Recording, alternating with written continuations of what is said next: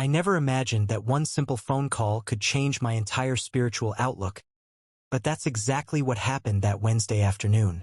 Before I dive in, I just want to take a moment to say thank you to all my dear subscribers.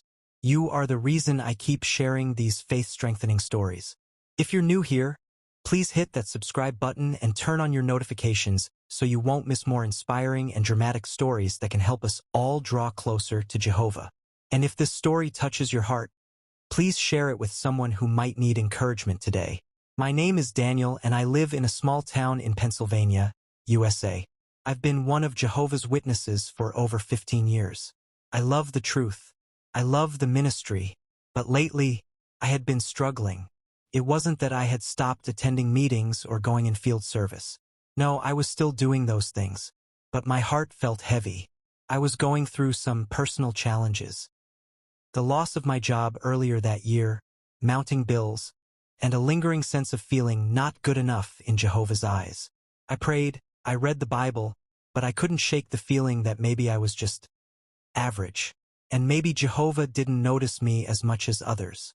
Then one Wednesday afternoon, as I was sitting at my small wooden desk trying to work on some resumes, my phone rang. The number wasn't one I recognized, but something in me said, "Answer it." "Hello, is this Brother Daniel?" A warm male voice asked. "Yes, it is," I replied cautiously. "This is Brother Collins from the branch office. I hope you're doing well today." Immediately, my heart skipped a beat. The branch office? What could they possibly want with me? I quickly ran through a mental list. Had I filled out some form? Was there an assignment I forgot? "I'm fine, thank you, brother," I said, my voice a little shaky.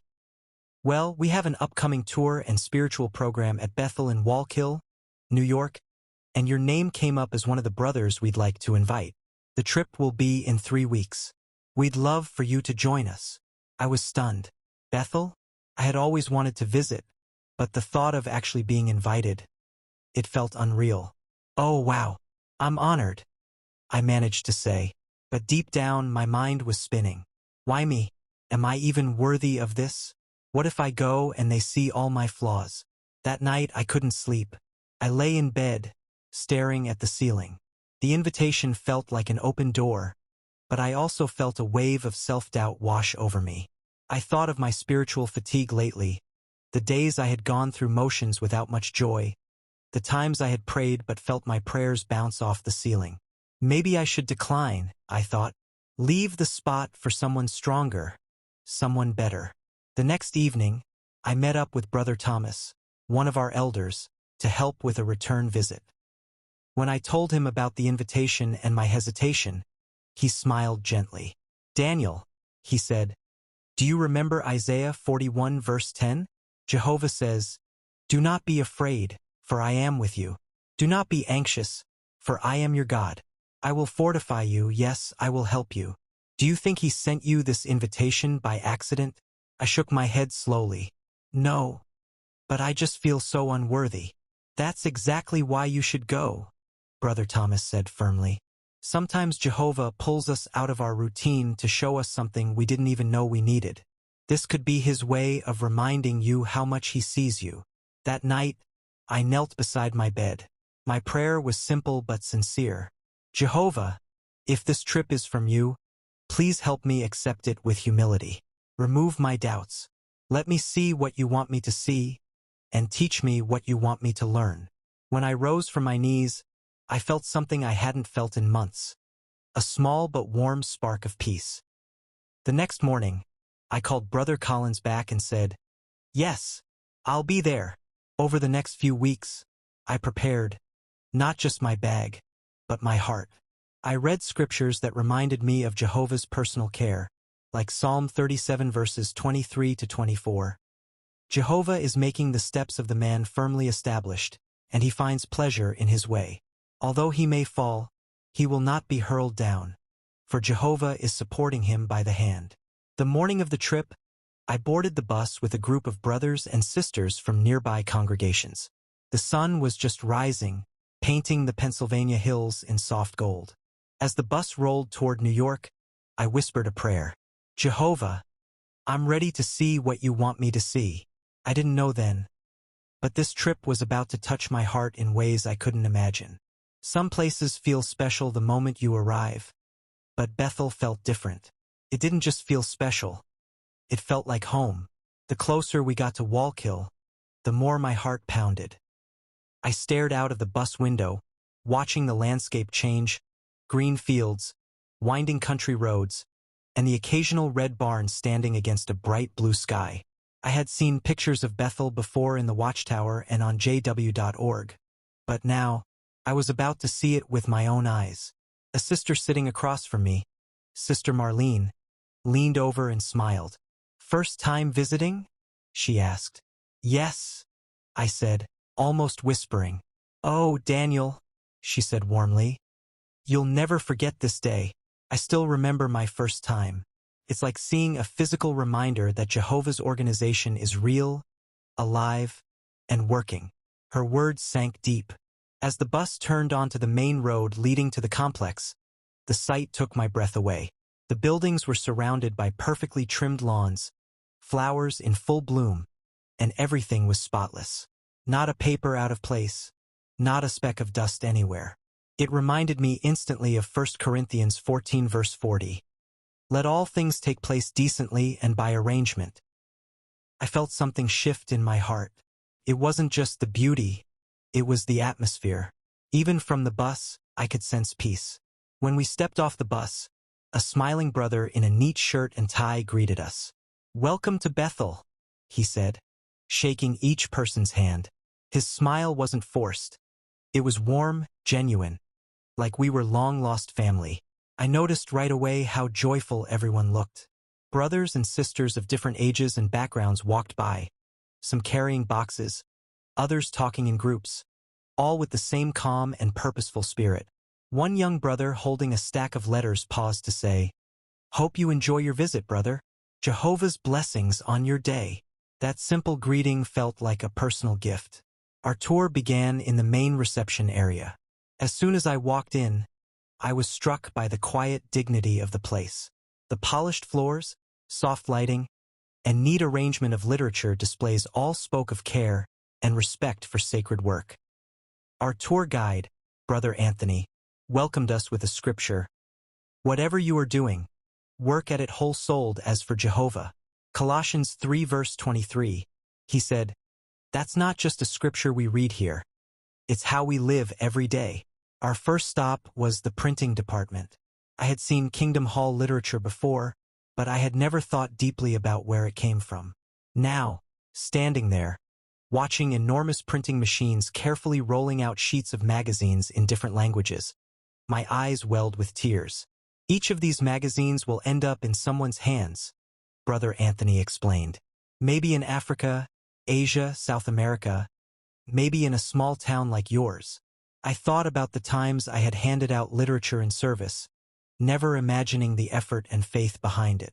I realized that my little part in the ministry was connected to this huge, beautiful work. We were invited into the dining area where Bethelites eat together. The room was filled with the hum of friendly conversations. The tables were simple but spotless, and the atmosphere was one of unity. Brother Anthony said, "We like to remember Acts 2 verse 46. They took their meals with great joy and sincerity of heart." I sat for a moment, looking around, and thought, this is what a clean, peaceful, loving environment feels like. While we waited for the next part of the tour, an older sister named Naomi, who had been serving at Bethel for over 35 years, sat beside me. "You know," she said, "when I first came here, I didn't think I belonged. I thought I wasn't spiritual enough. But Jehovah doesn't look for perfect people. He looks for willing ones." Those words went straight to my heart. That had been exactly how I felt before coming. She smiled and added, "If you're here today, it's because Jehovah wanted you here." By the time the tour ended, my mind was overflowing.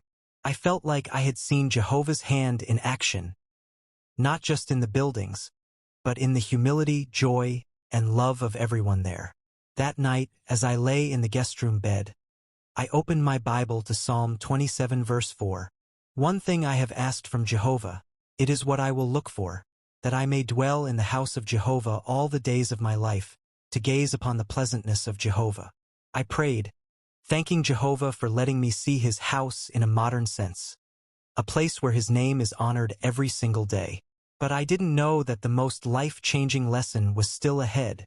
Sometimes, Jehovah teaches you something in a single conversation that years of life experience couldn't give you.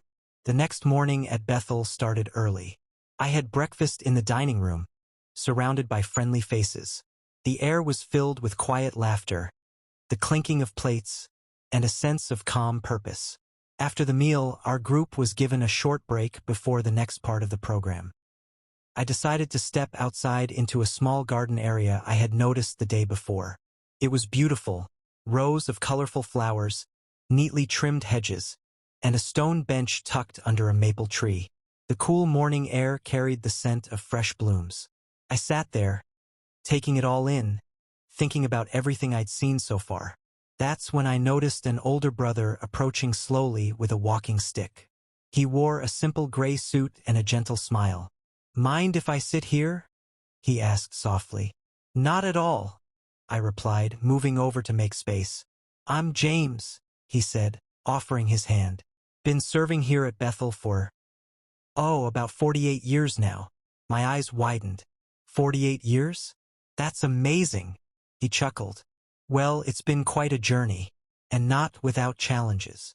Something about his calm tone made me want to know more. "What kind of challenges?" I asked carefully. Brother James leaned back, looking at the flowers. "I arrived here when I was just 22. Back then, I had a good job offer outside, and everyone in my family, except my mother, thought I was foolish to turn it down. They said, 'You're giving up your future.' But I knew serving Jehovah was my future." He paused, then continued, "The first few years were hard. I didn't have much money. I missed family events. I battled loneliness sometimes. But every single time I felt like quitting, Jehovah sent encouragement. A letter, a scripture, a kind word from a fellow worker." I nodded slowly. "Did you ever feel unworthy to be here?" He turned to me with a knowing smile. "Many times. But I learned something important, Daniel. Jehovah doesn't call perfect people to serve him. He calls willing people. And when you show up willing, he makes you able." Those words hit me like a warm wave. They were exactly what I had been feeling before this trip. The doubt, the fear of not measuring up. Brother James reached into his pocket and pulled out a small, worn Bible. He flipped to Proverbs 3 verses 5 to 6 and handed it to me. "Read it," he said. I read aloud. "Trust in Jehovah with all your heart, and do not rely on your own understanding. In all your ways take notice of him, and he will make your paths straight." He nodded. "That's the lesson, Daniel. Stop measuring your worth by your mistakes or your doubts. Measure it by your trust in Jehovah. Because when you trust him, he will guide you, even here to Bethel, if that's where he wants you." I felt a lump in my throat. I didn't know whether to speak or just let the moment sink in. When Brother James got up to leave, he shook my hand again and said, "Jehovah sees you, Daniel. Don't ever forget that." I sat there alone for a few more minutes, my hands trembling slightly. I bowed my head and prayed right there on the bench. "Jehovah, thank you for bringing me here. Thank you for letting me meet this brother. Please help me to see myself the way you see me. Not perfect, but willing and loved." It was the first time in months that my prayer felt like a conversation and not just words in the air.